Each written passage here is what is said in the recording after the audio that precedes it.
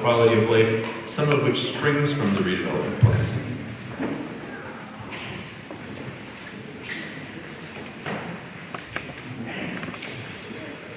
Hi, I live in a redevelopment plan, Powerhouse Arts District. So we came in about 10 years ago, we've been living within it, and we've sort of grown up with Jersey City and its new construction.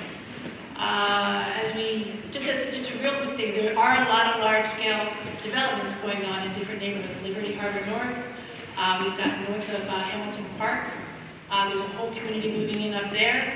Paulus Hook has more high-rises coming. Harsmith Cove has a couple coming.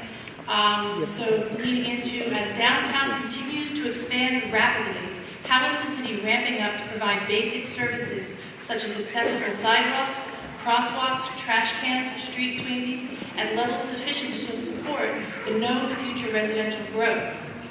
And then to add to that, as the area attracts more nighttime visitors, what will the city do to minimize negative impacts on residents, such as noise at late hours, fights, drunk driving, increased litter, both now and in its plans going forward?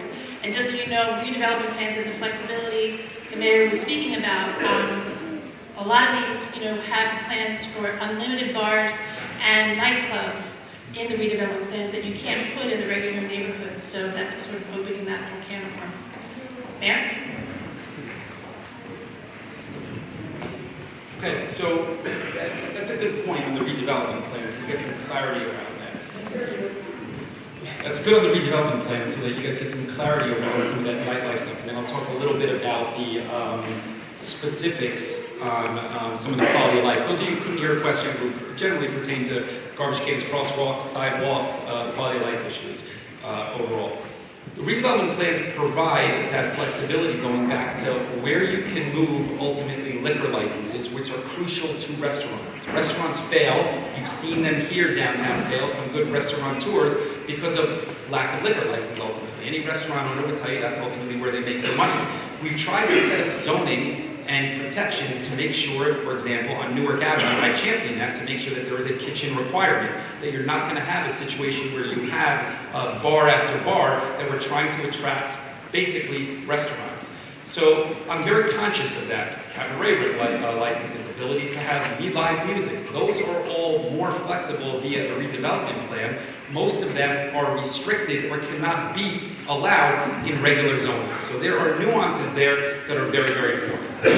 On the garbage cans, on the sidewalks, on the crosswalks, so first let me talk on pedestrian safety. I think we started this 2.5 years ago. Candace has been very involved in this. We've added a ton of stop signs, a ton of crosswalks, a ton of those pedestrian crossing walks. We are trying to be mindful of it. I know we're not perfect on it. There's no question about that. And we could talk about complete streets and curb cuts and all that stuff all day, but we certainly are moving in the right direction. With regards to garbage cans, look, I am entirely flexible. You want a garbage can somewhere, we'll put a garbage can somewhere. I will tell you, though, that one of the first things I did as a councilman was say, hey, there's trash on the streets. We should logically put garbage cans on every single corner, for example, on Jersey Avenue. And I did it, every single corner. Now, what happened ultimately is that people came out of their houses and put their household trash inside of those garbage cans. Those of you who live close to your garbage cans, you could recognize that. When you guys won't go to work tomorrow, if you take a peek in the garbage cans on the corners, you will see 100%, you will see people that put their personal garbage in there. We actually have inspectors. That's not a glamorous job. Their job is to go in there, dig through people's trash, and try and find mail on who is doing that, or something that identifies them, so we can find them, but we are always swimming upstream. Always. So, once that household garbage comes in here, the garbage cans start to overflow, and that ultimately leads to people requesting them to be removed. If people in a specific area are going to be responsible and not throw their trash in there, I am the biggest cheerleader of it. I will put those in there, we will pick them up, just work through the DCNA. I'm happy to facilitate that. If we are working together, it's an easy layup for me.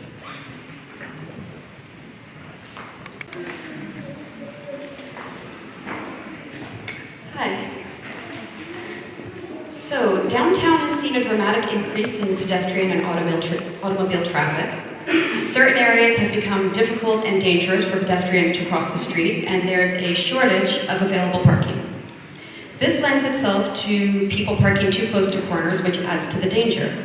While the city has proposed various plans, there's a lack of confidence that there will be consistent enforcement.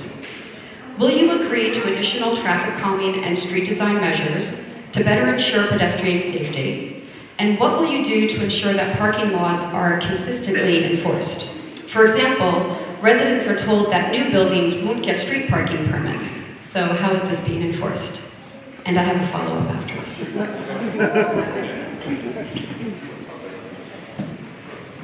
Okay, parking. So the short answer is yes. If the DCNA, the short answer is yes. If you have suggestions on more complete streets that we can afford, I am happy to do that. The key there is that we need to figure out that we can afford, ultimately. So if it's entirely ripping up sidewalks and redoing entire massive amounts of blocks, those are some of the challenging things that we probably can't afford specifically. If it is in with a framework that we could find a middle ground, yes, I'm happy to do it, and I think the council is happy to do that. So that's first and foremost. On the parking issue specifically on the corner, we probably could do a better job. Well, let me see. We certainly could do a better job of ticketing some of those cars over there.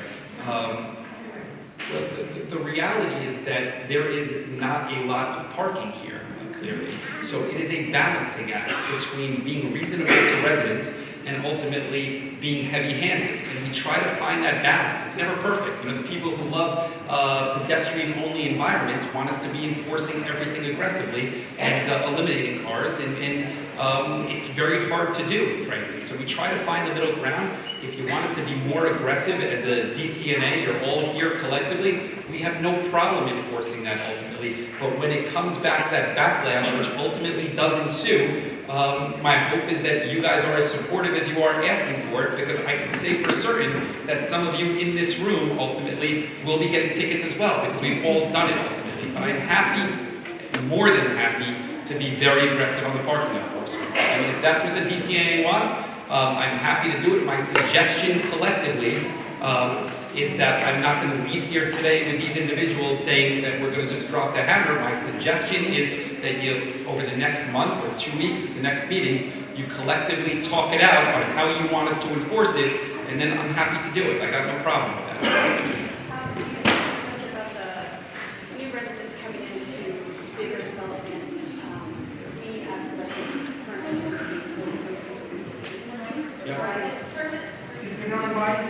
Her question is that there's supposed to be restrictions on the new developments coming in the high-rise buildings not getting access to street permits. I don't want to say something that I don't know for certain. They're supposed to be enforcement of the parking authority with a list. I can't tell you for certain how good they are on it. I will follow up with you on that. They're pretty good. I mean, I would say they're pretty good about not giving permits. They're pretty good about not giving permits because they get a lot of complaints. People who live in the buildings who want permits, and I have to explain, no, it's against the law. I think that part of the problem is that the enforcement hours are from 8 a.m. to 5 p.m. and you have a 2-hour window that makes it effectively 10 a.m. to 3 p.m. And you have people who work in central New Jersey, live in one of those buildings, they can park on our streets because they're gone at work during the daytime and there's really no enforcement in the evenings. So I think that's really what the problem is. Okay, so part 2 of the question. If a developer is supposed to build 150 parking spots but wants to change that to 50 spots, the city considers this to be a trivial deviation to a redevelopment plan as opposed to a major change. The request skips a very important step. It doesn't need approval from our elected city council, unlike a change to a redevelopment plan, because they're considering it trivial. With a show of hands, I'm curious how many people here tonight consider it a major change for a developer to lower the amount of parking being built. For instance, to build 90 spots for 160 units instead of 160 spots. Okay, no, I'm going to finish. Okay, so my question to you is, would you commit to having to have city council approval for all redevelopment plan parking changes / deviations?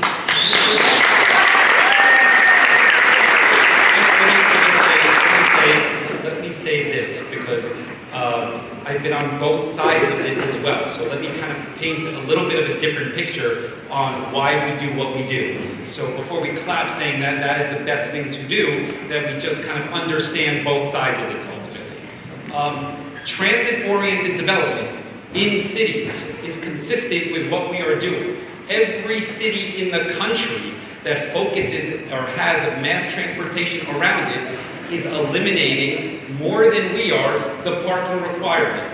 The question is why, is because they do not want to encourage cars. Now you would say, because some of you have cars here ultimately, you would say, well, that doesn't make sense, everybody has a car. That happens to not be true. Our planning department audits those buildings and the parking spots to understand who is using them and what is the requirement ultimately. It isn't good planning to require parking spots when then nobody is parking in them and the cars aren't used ultimately and they're not on the streets ultimately. If you look at what is happening in every city across the country that is focused on this, they are not increasing the parking requirement. They are restricting it, more so consistent with what we are doing ultimately. So I just want to paint that picture for you because I understand that it is very easy for people that aren't in this day-to-day to understand, to say, hey, one-to-one kind of makes sense, but there's two sides to that ultimately on why people are doing what they're doing. And it's important to understand those two because, you know, we're building a world-class city. I would argue that every day. And to say that we should be encouraging more cars on the street as we're building isn't really good planning ultimately. And if that's the direction we want to go, again, I'm happy to discuss it with you. I'm not willing to commit today to something that I don't believe in my core is good planning. That said, if you want to have a conversation about it and you think that that's the direction where you want to go, again, it'll work for you. I understand that. But I want you to understand before I say something why I'm saying it. So the short answer is no, I can't commit in this situation because I believe that what we're doing is consistent with cities literally around the country. Yes. The question is. Can you guarantee us that it goes before the city council? Can you give us an opportunity to talk to our elected officials about it? That's fine. I have no problem with that. That's fine.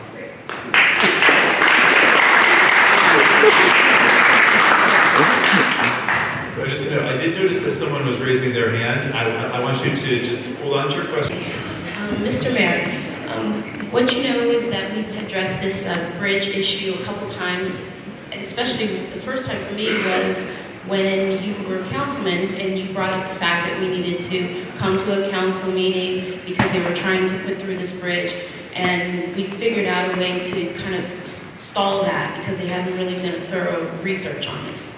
So here it comes again, and what we're recognizing, BVPA had a meeting with the Turnpike, and what we determined is that the Turnpike has a method or a reason for their wanting to have the bridge opened up, and the residents have another.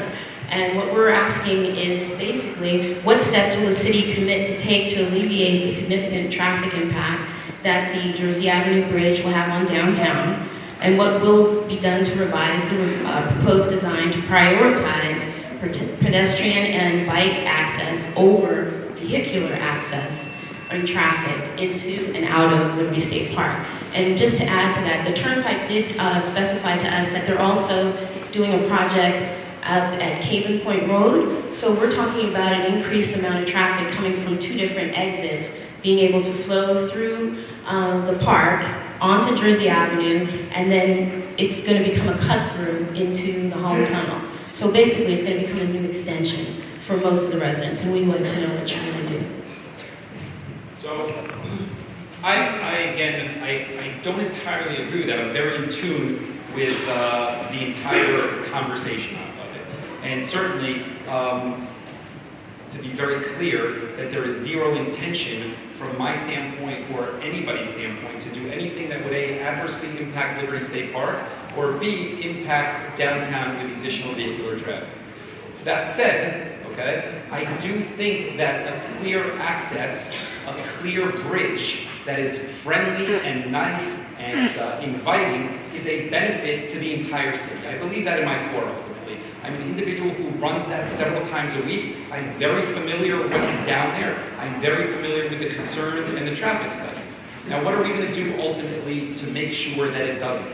So we're working with our traffic engineers to make sure that the traffic patterns are reversed against rush hour traffic. So what you can access and when you can access it is not conducive to when people are coming in and out of the city. It will not be made as a cut-through ultimately, because it won't be friendly towards that ultimately. We're very conscious of that. I can tell you it's at the forefront of what we think about when we were designing that bridge, because we didn't want to move in that direction. So that's good to hear from you. We sent 2 letters, VVPA and DCNA, and we did not get any information back. So I think it's important that we have a better line of communication, because the first letter was sent in June, right after the meeting with the Turnpike. The second one was sent in July.